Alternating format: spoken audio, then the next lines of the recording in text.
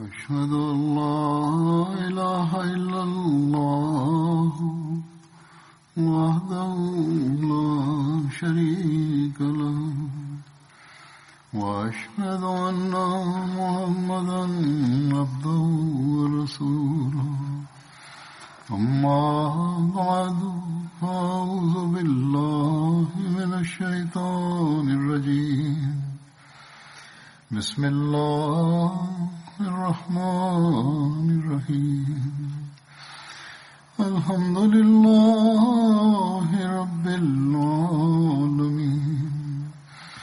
الرحمن الرحيم مالك يوم الدين إياك نعبد وإياك نستعين اهدنا الصراط المستقيم صراط الذين أنعمت عليهم غير المغضوب عليهم ولا الضالين.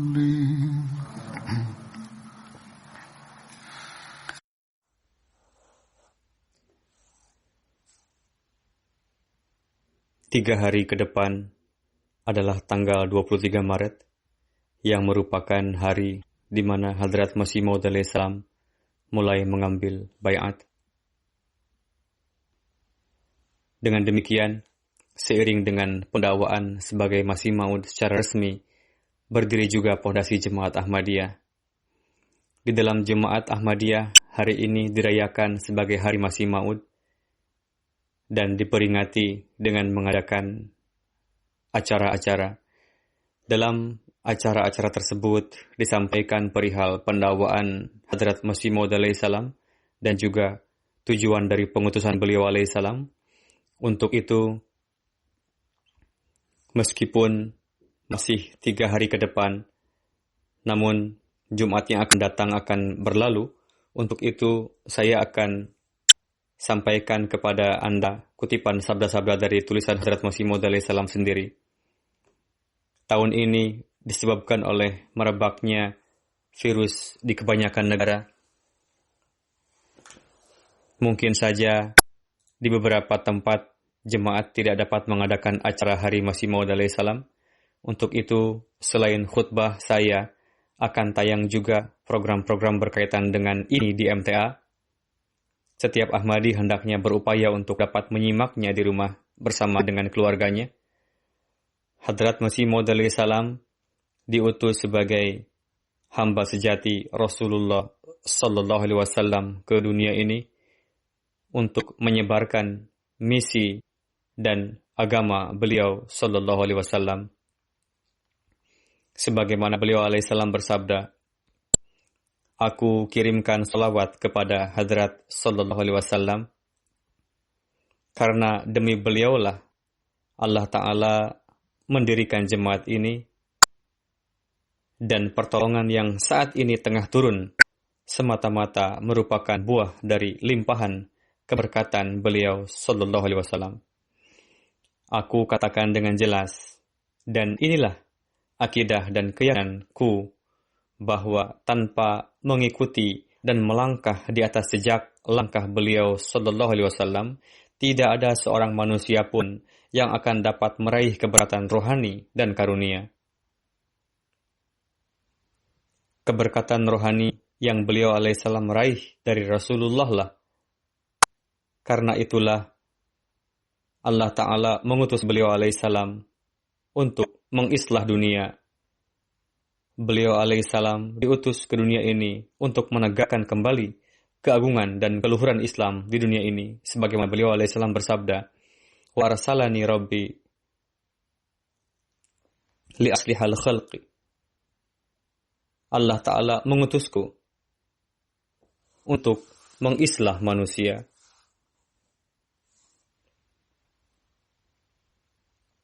Berkenaan dengan pengutusannya, beliau alaihissalam bersabda lebih lanjut, "Aku akan jelaskan berkali-kali, dan aku tidak akan berhenti dari menzahirkannya bahwa akulah yang diutus pada waktunya untuk tujuan mengislah manusia, untuk menyegarkan kembali agama Islam di dalam kalbu. Aku diutus sebagaimana diutusnya Sang Kalimullah, manusia Tuhan yang ruhnya diangkat ke langit setelah mendapat penderitaan pada zaman kekuasaan Raja Herodes. Lalu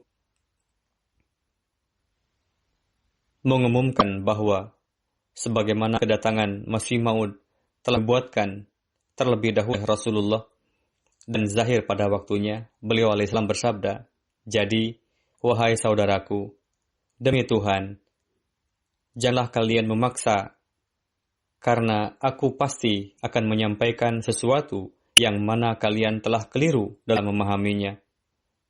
Jika sebelum ini kalian sudah berada pada jalan yang lurus, lantas apa perlunya kedatanganku? Telah saya katakan bahwa aku datang sebagai sebagai Ibnu Maryam untuk mengislah umat ini, dan aku datang sebagaimana Hadrat Masih Ibnu Maryam telah datang untuk islah kaum Yahudi. Karena itulah aku merupakan permisalan beliau, yakni kepadaku telah diserahkan tugas yang sama seperti tugas yang telah diemban oleh beliau alaihissalam. Al-Masih telah datang untuk membersihkan orang-orang Yahudi dari banyak sekali kesalahan dan pemikiran yang tidak berdasar.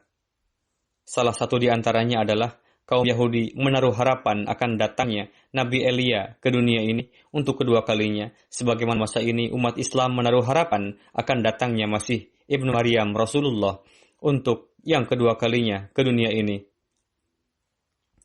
Lalu Al-Masih telah memperbaiki kekeliruan yang telah lama dengan mengatakan bahwa Nabi Elia saat ini tidak akan turun lagi dari langit, karena yang dimaksud Elia itu adalah putranya Zakaria, yakni Yahya. Bagi yang ingin mengimaninya, silahkan. Dengan begitu, Hadrat Al-Masih juga telah membuat orang-orang Yahudi menuduh dirinya sebagai ateis dan melenceng dari kitab-kitab. Namun beliau alaihissalam tetap menzahirkan hakikat. Demikian juga keadaan permisalannya, yakni Hadrat Masih Maud alaihissalam, seperti halnya Hadrat Al-Masih, ia pun disebut sebagai mulhid. Bukankah ini merupakan persamaan yang luar biasa? Dan tidak hanya bagi umat muslim saja, bahkan Hadrat Masih Maud alaihissalam telah mengabarkan keutamaan pengutusannya kepada berbagai kaum dan agama. Sebagaimana beliau alaihissalam bersabda, perlu diketahui bahwa kedatanganku dari sisi Allah Ta'ala bukanlah hanya untuk mengislah umat Islam saja, bahkan umat Muslim, Hindu, dan Kristen, ketiga kaum tersebut juga. Sebagaimana Tuhan telah mengutusku bagi umat Muslim dan Kristen sebagai Masih Maud, begitu juga bagi kaum Hindu, kedudukanku sebagai avatar, dan semenjak 20 tahun yang lalu, atau lebih sedikit dari itu, aku terus mengumumkan bahwa aku datang untuk menjauhkan dosa-dosa yang telah memenuhi bumi. Sebagaimana corak Isa Ibnu Maryam, begitu jugalah corakku sebagai Raja Krishna yang merupakan avatar terbesar dari segenap avatar dalam agama Hindu. Atau dapat dikatakan bahwa berdasarkan hakikat rohani, akulah orangnya. Ini bukanlah berdasarkan anggapan atau dugaanku, melainkan Tuhan yang merupakan Tuhan bumi dan langitlah yang telah menzahirkan padaku. Tidak hanya sekali, bahkan berkali-kali mengabarkan padaku bahwa engkau merupakan Krishna bagi para penganut Hindu dan juga sebagai Masih Maud bagi umat Muslim dan Kristen. Aku tahu bahwa setelah mendengar hal ini, umat Muslim yang jahil akan serta-merta mengatakan bahwa aku telah jelas-jelas menerima kekafiran dengan menyematkan nama seorang kafir pada diriku sendiri. Namun ini wahyu Tuhan yang tidak mungkin akan aku sembunyikan, dan hari ini merupakan hari pertama di mana aku sampaikan hal ini di hadapan perkumpulan besar, karena orang yang berasal dari sisi Allah Ta'ala tidaklah gentar dengan celaan dari para pencela. Beliau alaihissalam bersabda dalam buku Lecture Shalkot, di mana beliau menyampaikan pidato tersebut di hadapan perkumpulan besar yang dihadiri oleh umat Muslim dan Hindu. Dalam menjelaskan perihal keutamaan pengutusannya, beliau alaihissalam bersabda, manusia yang menentang perihal perintah Allah Ta'ala, maka semua itu akan menyebabkan timbulnya dosa. Jika ada seorang serdadu berpangkat rendah diutus oleh pemerintah dengan membawa surat perintah, maka jika ada orang yang tidak taat padanya, akan ditetapkan sebagai pelanggar, lalu akan mendapatkan hukuman. Penguasa di dunia maya saja kondisinya seperti itu. Lantas betapa besarnya pelanggaran yang dilakukan oleh seseorang jika tidak menghargai dan menghormati utusan Allah Ta'ala. Allah Ta'ala Maha Ghuyur. Ketika diperlukan dan untuk kemaslahatan, Dia telah mengutus seorang pria pada permulaan abad yang telah rusak untuk menyeru manusia kepada petunjuk. Untuk itu merupakan dosa yang besar jika maslahat tersebut tidak dihargai. Beliau alaihissalam bersabda lebih lanjut, akal manusia tidak akan dapat bercampur dengan maslahat Allah Ta'ala. Apalah artinya manusia yang mengklaim dapat memahami lebih dari maslahat ilahi. Maslahat ilahi sangat jelas dan terang. Beliau alaihissalam bersabda, sebelum ini pun ada seorang manusia yang murtad dari Islam. Beliau alaihissalam berbicara pada masa beliau, lalu ribut karenanya. Namun saat ini Islam sedemikian rupa diinjak-injak, sehingga yang murtad sampai 100.000 orang. Sedemikian gencarnya serangan yang dilancarkan kepada Islam yang merupakan agama yang suci dan bersih, sehingga diterbitkan buku-buku yang penuh dengan cacian kepada Rasulullah Sallallahu Alaihi Wasallam. Bahkan risalah-risalah seperti itu jumlahnya sampai jutaan. Apa saja yang diterbitkan untuk menyerang Islam. Jika itu semua dikumpulkan pada satu tempat, maka akan menjadi sebuah gunung yang besar. Sedangkan kondisi umat Islam seolah-olah tidak bernyawa lagi, dan semuanya telah mati.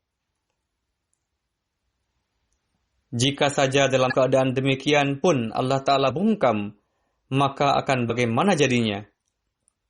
Satu serangan Tuhan ribuan kali jauh lebih dahsyat dari serangan manusia yang dengannya akan menjadikan agamanya unggul. Orang-orang Kristen terus ribut sejak 19 abad lalu meneriakkan bahwa ia adalah Tuhan dan agamanya sampai saat ini terus berkembang. Umat Muslim justru malah terus membantunya. Senjata besar yang ada di tangan Kristen adalah Al-Masih masih hidup. Sedangkan Nabi kalian Sallallahu Alaihi Wasallam telah wafat. Beliau alaihissalam bersabda, di Lahore, Lord Bishop telah menyampaikan hal itu pada suatu acara besar. Namun tidak ada seorang pun Muslim yang dapat membantahnya. Adapun dari antara jemaat kita, hadir Mufti Muhammad Sadiq Sahib, lalu bangkit dan membuktikan dari Al-Quran, hadis, sejarah, Injil, dan lain-lain bahwa Hadrat Isa telah wafat. Sedangkan Nabi kita Sallallahu Alaihi Wasallam senantiasa hidup karena orang-orang yang meraih limpahan keberkatan dari beliau sehingga dapat menampilkan mukjizat dan hal-hal luar biasa selalu ada sampai saat ini. Mendengar penjelasan dari Mufti Sahib tersebut, mereka bungkam. Beliau alaihissalam bersabda, suatu ketika saya menyebarkan selebaran kepada umat Kristiani di Ludhiana yang tertulis bahwa perbedaan di antara kita tidaklah besar, kecil saja. Kalian yakini saja bahwa Nabi Isa telah wafat dan tidak naik ke langit. Apa sulitnya untuk kalian? Mendengar hal itu, mereka takut dan berkata, jika kami meyakini bahwa Nabi Isa telah wafat dan tidak naik ke langit, maka satu pun tidak akan tersisa orang Kristen di dunia ini. Beliau bersabda, coba perhatikan, Tuhan Maha mengetahui dan bijaksana. Dia menempuh cara-cara yang akan dapat menghancurkan musuh. Umat Muslim, kenapa bersikap keras kepala dalam hal ini? Apakah Nabi Isa lebih afdal dari Rasulullah? Jika kalian menaruh kebencian padaku, janganlah berlebihan dan janganlah melakukan ulah yang dapat merugikan Islam. Allah Ta'ala tidaklah menempuh upaya yang cacat, yang mana tanpa menempuh upaya tersebut, kalian tidak akan dapat mematahkan salib. Dalam satu kesempatan, Hadrat Masih Maud alaihissalam bersabda, tugas yang untuk tujuan tersebut aku diutus oleh Tuhan adalah untuk dapat menjauhkan kerenggangan yang menjadi penghalang hubungan di antara Tuhan dan manusia, lalu menegakkan kembali kecintaan dan jalinan keikhlasan juga untuk meletakkan pondasi kedamaian dengan mengakhiri peperangan agama melalui penzahiran kebenaran. Begitu juga guna menampilkan kebenaran agama yang telah terhalang dari pandangan dunia dan menampilkan teladan keruhanian yang telah terhalang oleh kegelapan jiwa. Begitu juga supaya aku jelaskan kualitasnya dengan disertai amalan, tidak hanya ucapan semata, yakni keadaan segenap kekuatan Tuhan yang masuk ke dalam diri manusia, lalu muncul dengan perantaraan tawajuh, dan terutama untuk menanamkan kembali benih abadi tauhid yang murni dan bersinar, yang bersih dari segala jenis syirik dan kekotoran yang saat ini tengah sirna di dalam kaum. Ini semua tidak akan terlaksana dengan kekuatanku, melainkan dengan kekuatan Tuhan yang merupakan Tuhan bumi dan langit.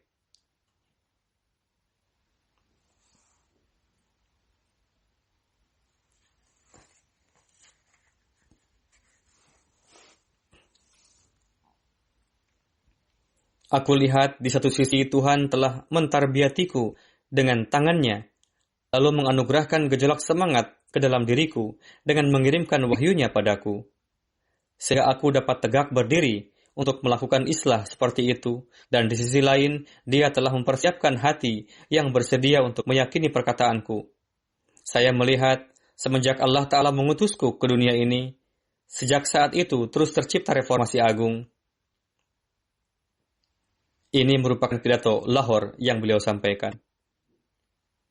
Dalam menjelaskan bahwa Allah Ta'ala mengirim utusannya, reformer, dan hamba-hamba yang khas untuk menzahirkan rahmatnya dan menyelamatkan hambanya, beliau alaihissalam bersabda, merupakan sunnah Tuhan semesta alam sejak dahulu, bahwa ketika berbagai macam kekerasan dan penderitaan sudah sampai pada puncaknya, lalu mengalihkan perhatiannya untuk menjauhkan itu, sebagaimana ketika musim kemarau yang menyebabkan kekeringan dan paceklik, sehingga segala urusan manusia semakin sulit.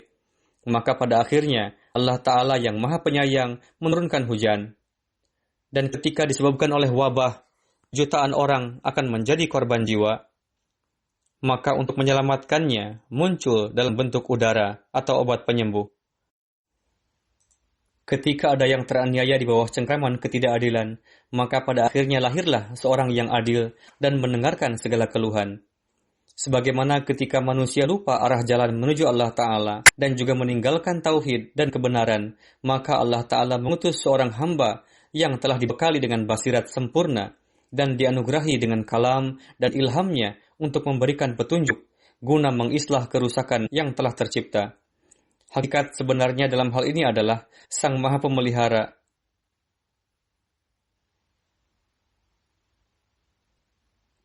berdiri sendiri dan Maha Mengetahui yang menegakkan dunia ini, dan keberlangsungan alam bergantung dan bersandar padanya.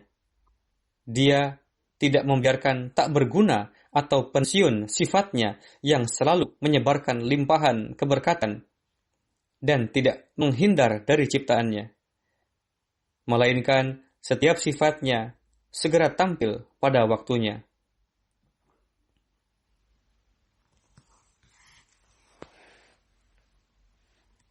Selanjutnya dalam satu kesempatan, Hadrat Masih Maud alaihissalam bersabda, "Berberkatlah dan beruntunglah orang yang hatinya suci dan mengharapkan zahirnya kemuliaan dan keperkasaan Allah Ta'ala. Karena Allah Ta'ala mengutamakannya di atas orang lain. Barang siapa yang menentangku, keputusan di antara kami berada di hadapan Allah Ta'ala. Dia mengetahui sepenuhnya hati kami dan mereka dan juga kami dan mereka, dan juga menyaksikan hati siapa yang diperuntukkan untuk dunia dan hati siapa yang selalu meratap untuk Allah Ta'ala.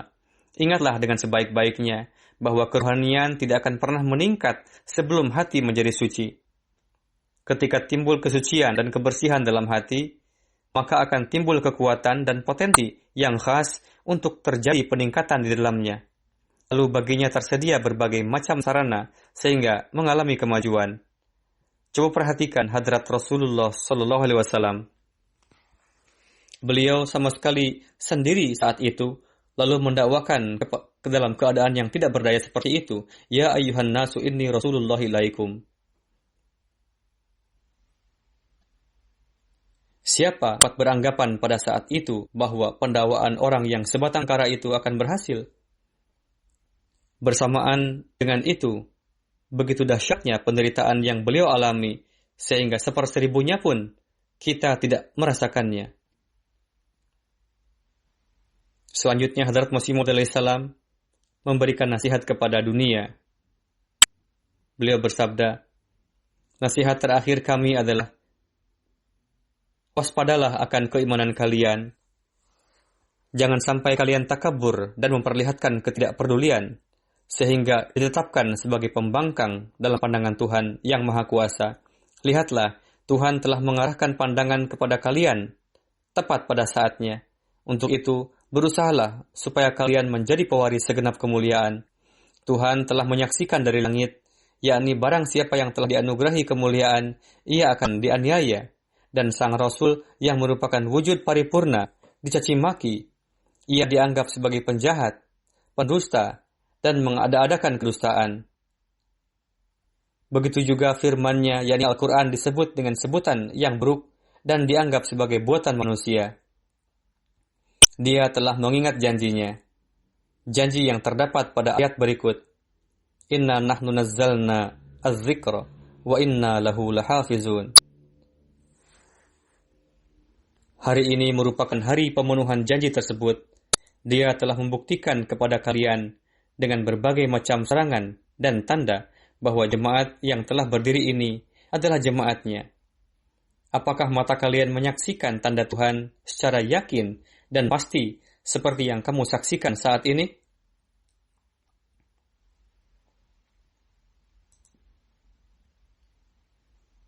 Seperti halnya pegulat, Tuhan telah bertarung dengan kaum-kaum lain untuk kalian dan meraih kemenangan atas mereka.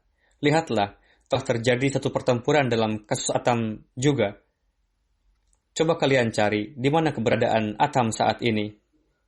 Dengarlah bahwa saat ini Atam berada di dalam tanah, sesuai dengan syarat yang terdapat dalam ilham Atam. Dalam ilham, Atam telah ditinggalkan beberapa hari, dan juga berdasarkan syarat yang terdapat dalam ilham, Adham telah ditangkap. Pertempuran kedua adalah pada kasus Lekram. Renungkanlah bagaimana Allah unggul dalam pertempuran ini. Kalian telah menyaksikan dengan mata kepala sendiri sebagaimana tanda-tanda kematiannya telah ditetapkan dalam nubuatan ilhami sejak sebelumnya. Seperti itulah seluruh alamat ini tergenapi. Tanda Tuhan yang dahsyat telah menimbulkan jeritan tangis bagi kaum. Apakah kalian pernah melihat sebelum ini, yakni di antara kalian dan lawan kalian, zahir tanda Tuhan yang dahsyat? Wahai keturunan umat muslim, jangan bersikap lancang akan perbuatan Allah Ta'ala. Pertempuran ketiga adalah perkumpulan Mahusu. Lihatlah, dalam pertempuran ini pun, Tuhan telah mengunggulkan Islam dan memperlihatkan tandanya kepada kalian.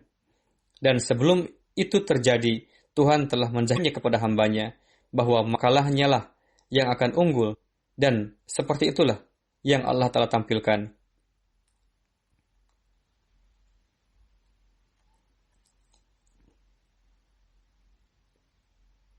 Berkat pengaruh keberkatan dari makalah tersebut telah membuat para hadirin takjub. Apakah ini perbuatan Tuhan atau wujud yang lainnya? Apa yang beliau alaihissalam jelaskan ini mengenai acara di mana buku beliau yang berjudul Filsafat Ajaran Islam dibacakan, dan berkenaan dengan kesuksesannya Allah Ta'ala telah mengabarkan sebelumnya kepada beliau, dan beliau pun telah mengumumkan, dan orang-orang pun terpaksa mengakui bahwa memang makalah karya beliau inilah yang merupakan makalah yang paling unggul. Selanjutnya, pertempuran yang keempat adalah kasus pengadilan Dr. Martin Clark yang di dalamnya 3 kaum telah sepakat bersekongkol, yakni Hindu Arya, Kristen, dan umat Muslim, penentang melontarkan gugatan padaku dengan tuduhan pembunuhan berencana. Sejak sebelumnya Allah Ta'ala telah kabarkan kepada beliau bahwa mereka akan gagal dalam rencananya. Lalu sejak sebelumnya telah diperdengarkan terlebih dahulu ilham kepada sekitar 200 orang, dan pada akhirnya kamilah yang unggul. Pertempuran yang kelima adalah kasus Mirza Ahmad Beg Hoshiarpuri yang kerabatnya selalu mengolok-olok Islam, dan sebagian mereka murtad dan Al-Quran secara kasar, lalu bermulut lancang terhadap Islam dan menuntut tanda kebenaran Islam padaku, lalu menyebarkan selebaran. Lalu Tuhan memperlihatkan tanda kepada mereka, yakni Ahmad Beg akan mati dalam jangka waktu 3 tahun setelah melihat kematian dan musibah menimpa kerabatnya. Dan memang seperti itulah yang terjadi. Ia wafat pada jangka waktu yang telah ditetapkan, sehingga mengetahui bahwa setiap kuran telah mendapatkan hukumannya. Beliau alaihissalam menasihati, memperingatkan dunia untuk jangan melawan utusan Tuhan. Ketika Allah Ta'ala mengutusnya, maka dia pun memberikan dukungan dan pertolongannya. Dan juga lihatkan tanda-tanda. Beliau bersabda, Allah Ta'ala berfirman ke dalam suara yang penuh keagungan, bahwa telah datang seorang pemberi ingat di dunia ini, namun dunia tidak menerimanya, tetapi Tuhan akan menerimanya, dan akan menzahirkan kebenarannya dengan serangan yang dahsyat. Alhasil, pada hari ini, Jemaat Ahmadiyah yang sudah tersebar di lebih dari 200 negara menyuarakan bahwa Allah Ta'ala senantiasa menzahirkan kebenaran beliau kepada dunia. Semoga Allah Ta'ala menjadikan kita bagian dari orang-orang yang menyebarkan misi beliau, menguatkan keimanan dan keyakinan kita, dan memberikan taufik kepada kita untuk dapat melaksanakan tanggung jawab kita. Sekarang saya akan menyampaikan pandangan dan analisa dari orang-orang duniawi mengenai wabah yang sedang menyebar belakangan ini. Pada tanggal 18 Maret 2020, Philip Johnson dari Daily Telegraph menulis, Netflix dan platform-platform lain semacamnya melaporkan bahwa akhir-akhir ini sebuah film yang tayang pada tahun 2011 yang berjudul Contagion sedang sangat populer. Film ini menceritakan mengenai penyebaran sebuah virus, upaya-upaya keras yang dilakukan oleh para peneliti bidang medis dan departemen-departemen kesehatan untuk mengidentifikasi dan mengendalikan penyakit ini, hancurnya sistem dan tatanan sosial, dan terakhir dikenalkan vaksin untuk mencegah penyebaran virus tersebut. Ia menulis, saya berpikir bahwa mungkin ketertarikan kita pada film-film yang bertema kehancuran dunia semacam ini adalah sebagai respon terhadap periode panjang stabilitas dan kemakmuran. Setidaknya di Barat sebagian besar dari kita beranggapan bahwa kemajuan ini akan kekal selamanya. Ia mengatakan, yang mengherankan ialah hanya dalam masa 2 minggu saja dunia kita menjadi sama sekali terbalik. Selanjutnya ia menulis, seluruh rencana-rencana kita telah ditunda dan harapan-harapan kita mengenai masa depan sekarang menjadi tidak pasti. Selanjutnya ia mengatakan, baik ancaman perang nuklir ketika terjadi perang maupun berbagai krisis sosial yang terjadi baru-baru ini, tidak ada yang memberikan dampak seperti halnya yang ditimbulkan oleh pandemi ini pada hari ini.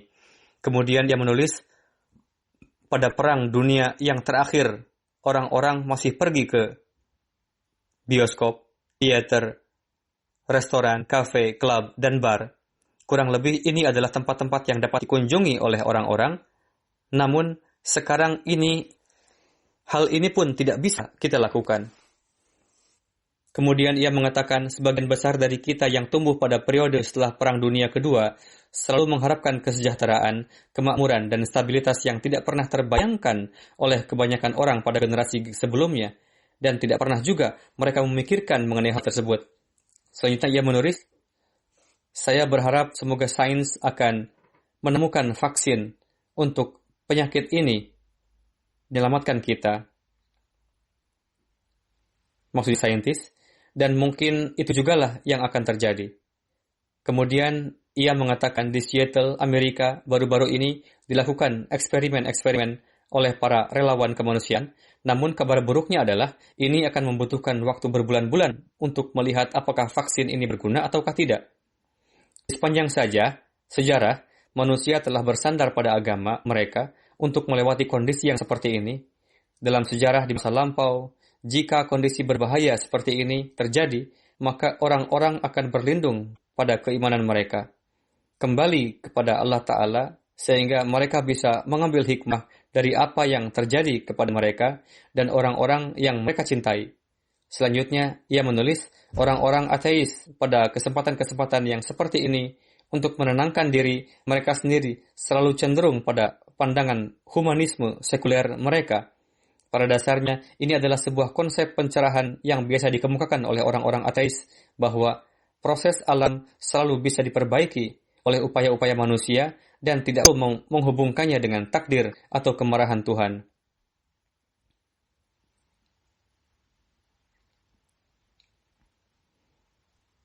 Kemudian ia mengatakan, berulang kali kami mendengar orang-orang mengatakan bahwa segala sesuatunya akan baik-baik saja, karena para ilmuwan akan memberikan solusi, baik itu masalah global warming atau pandemi. Dalam waktu dekat kita akan mengetahui apakah memiliki optimisme seperti ini benar ataukah salah. Kemudian ia mengatakan, jika ini tidak benar, maka mungkin saya akan kembali ke gereja. Saat ini saya jauh dari agama dan jauh dari Tuhan, dan situasinya memastikan fakta ini. Jika yang dikatakan oleh para ilmuwan tidak terjadi, maka kita terpaksa mempertimbangkan untuk kembali ke gereja atau kembali pada agama. Jadi, virus ini telah memaksa dunia untuk merenungkan rujuk atau taubat kepada Tuhan. Namun, Tuhan yang hakiki dan Tuhan yang hidup hanyalah Tuhan Islam, yang telah mengumumkan akan menunjukkan jalan bagi mereka menuju kepadanya. Dia telah mengumumkan akan maju beberapa langkah dan memegang tangan mereka yang hanya mengambil satu langkah kepadanya. Dia telah mengumumkan akan membawa mereka ke dalam perlindungannya. Alhasil, dalam situasi seperti ini, di samping kita perlu memperbaiki diri kita, kita pun perlu untuk menyampaikan tabligh kita dengan cara yang berkesan. Kita perlu mengenalkan Islam kepada dunia lebih dari sebelumnya. Para Ahmadi harus berusaha untuk memberitahu kepada dunia bahwa jika kalian menginginkan keselamatan kalian, maka kenalilah Tuhan yang telah menciptakan kalian. Jika kalian menginginkan kesudahan yang baik, maka kenalilah Tuhan yang telah menciptakan kalian. Karena tujuan yang sebenarnya adalah kehidupan akhirat. Janganlah kalian menyekutukan Dia dengan sesuatu apapun, dan tunaikanlah hak-hak makhluknya. Jadi, kita hendaknya selalu berusaha untuk melakukan hal ini. Semoga Allah telah memberikan taufik kepada setiap kita. Orang-orang duniawi pun mengatakan bahwa bala bencana ini terus meningkat. Oleh karena itu, sebagaimana yang telah saya katakan, untuk kesudahan yang baik bagi diri kita adalah sangat perlu supaya diri kita sendiri kembali kepada Allah Ta'ala dan memberitahukan kepada dunia bahwa tujuan yang sesungguhnya adalah kehidupan akhirat, yang untuk itu kalian harus kembali kepadanya. Mengenai hal ini, ada peringatan dari seorang ahli yang diterbitkan dalam The Times pada tanggal 6 Maret. Ahli tersebut memperingatkan bahwa mutasi virus yang berbahaya menjadi hal yang umum terjadi, kemungkinannya sangatlah besar, dan seiring dengan itu dalam hitungan tahun berpotensi menyebar virus corona baru di dunia ini. Ia menulis mungkin setiap 3 tahun penyakit baru akan muncul. Kemudian Bloomberg juga menulis sebuah artikel yang mengatakan bahwa para ilmuwan dapat mengendalikan virus corona, namun perang manusia melawan wabah penyakit tidak ada habisnya. Dalam perlombaan evolusi antara manusia dan mikroba, kali ini mikroba sedang membalas. Berdasarkan data WHO sejak tahun 70 hingga sekarang, dari 1.500 virus baru telah ditemukan. Dan di abad ke-21 ini, wabah-wabah penyakit menyebar lebih cepat dan lebih jauh dari sebelumnya. Ia mengatakan wabah yang sebelumnya terlokalisasi di satu wilayah, sekarang bisa dengan begitu masif menyebar ke seluruh dunia. Rincian mengenai hal ini begitu panjang, oleh karena itu tidak bisa disampaikan seluruhnya. Namun, sebagaimana yang telah saya katakan, untuk kesudahan yang baik bagi diri kita, kita perlu untuk menciptakan hubungan dengan Allah Ta'ala lebih dari sebelumnya. Semoga Allah Ta'ala memberikan taufik kepada kita untuk hal ini. Berkenaan dengan virus corona ini, sebelumnya pun saya telah memberikan petunjuk. Saya ingin mengingatkannya kembali karena sekarang virus ini menyebar dengan begitu cepat ke seluruh dunia, dan di sini pun dampaknya sangat terasa. Saat ini pemerintah terpaksa mengambil langkah-langkah lebih lanjut dan langkah-langkah yang sangat ketat. Ketika wabah-wabah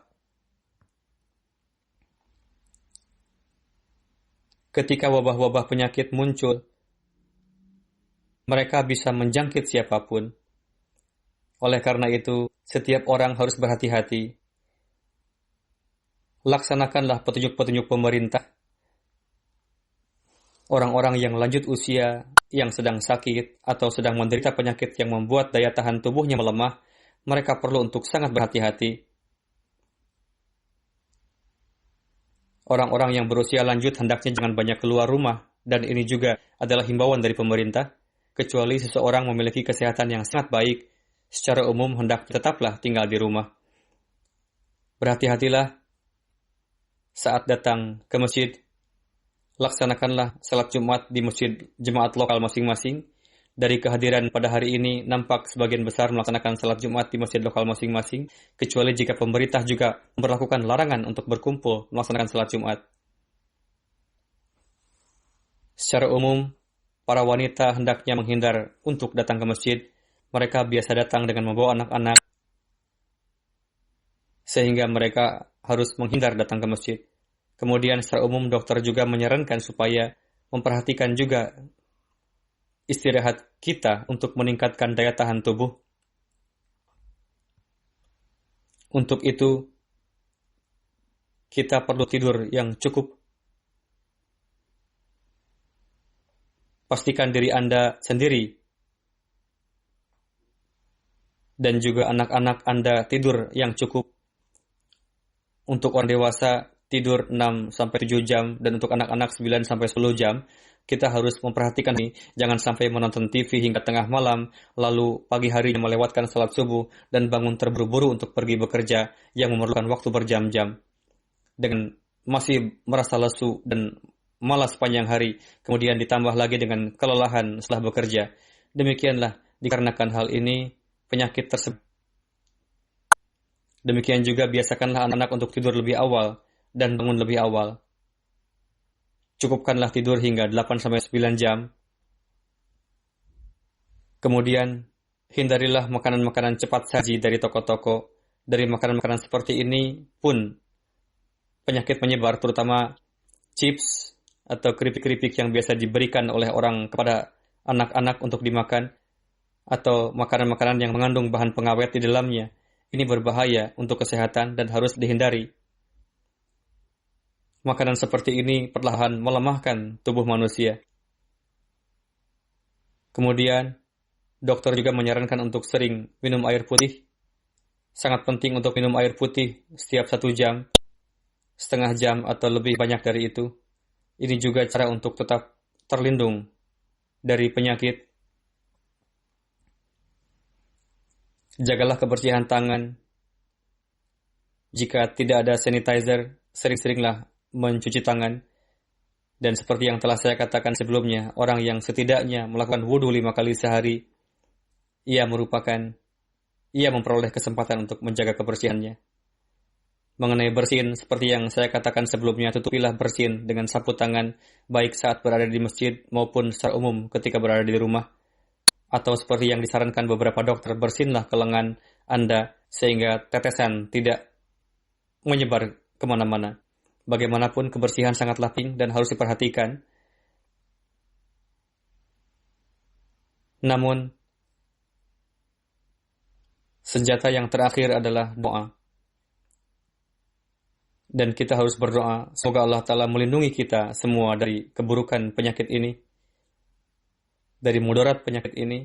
Berdoalah juga secara khusus untuk para Ahmadi yang telah terkena penyakit ini karena alasan tertentu, atau dokter melihat ada indikasi bahwa mereka terkena virus ini, atau mereka yang terkena penyakit lainnya apapun itu. Doakanlah mereka semua. Demikian juga seperti yang telah saya katakan, virus menyerang mereka yang dikarenakan suatu penyakit tertentu, kondisi mereka menjadi lemah. Doakanlah semoga Allah Ta'ala melindungi mereka. Secara umum, berdoalah untuk setiap orang, semoga Allah Ta'ala melindungi dunia dari dampak buruk wabah ini. Semoga Dia memberikan kesehatan yang sempurna kepada semua orang yang sakit, dan seiring dengan memberikan kesehatan kepada setiap Ahmadi juga memberikan taufik kepada mereka untuk dapat terus meningkat dalam keimanan dan keyakinannya.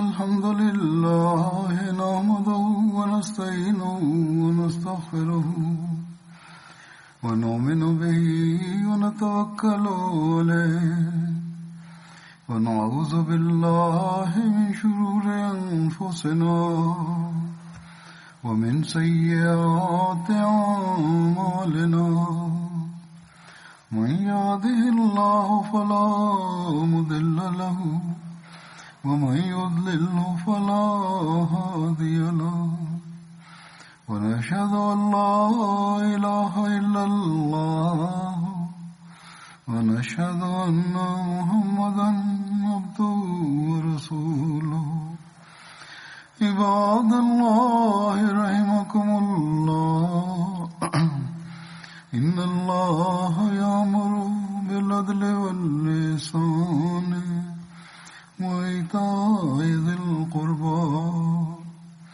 وينهى عن الفحشاء والمنكر والبغي يعظكم لعلكم تذكرون اذكروا الله يذكركم وادعوه يستجب لكم ولذكر الله أكبر